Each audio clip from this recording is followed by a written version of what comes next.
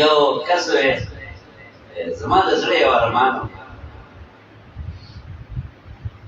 مې دا و چې الله ما له شپږ بچي راکړي دي او دا شپږ واړه بچي عالمان شوي.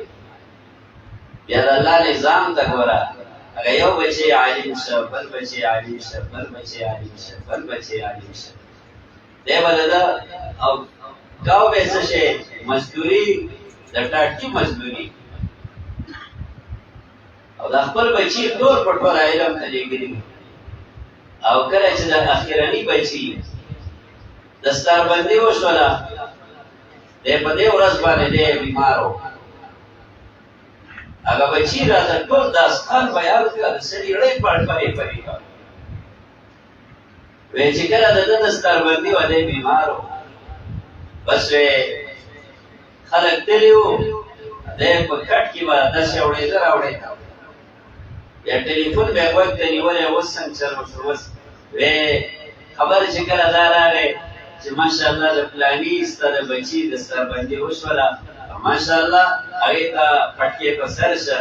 وایي ده لاسونه اوچت کړه او الله ته ویل چې الله دا به زما سبا ته په کار راولي. الله مولای کریم ته په دې ګواه شه چې ما په دې خپلو بچو د دنیا ټک نه دی کړی. الله خپله خواري مزدوري مې کړ ده، ته په دې باندې ګواه شه. وایي دا یو څو خبرې وکړلې او بس چې کومه دی بیا سرګۍ ووالې او د دنیا نه رخصت شه. بچې وایي چې کله موږ راغلو، موږ د حاجي په کټ باندې کړو. بابا ورته چې واده حاجي، کله چې ستا د خوشحالۍ ورځې راغلې، نو ته رانه لاړې، سختې تېرې کړې، کړاوونه یې تېر کړه.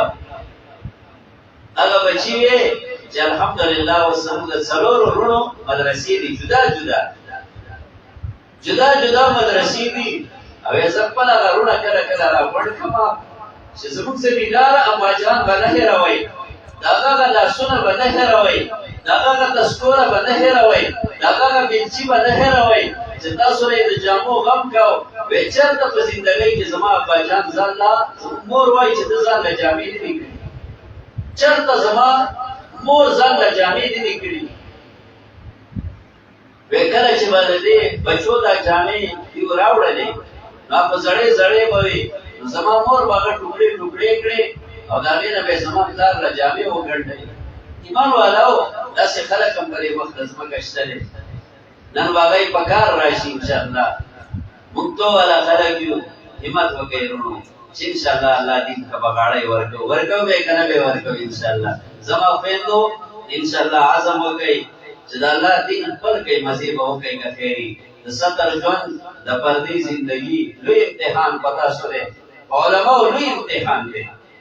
دا خو نه ده چې زموږ مزې دي، لوی امتحان دی.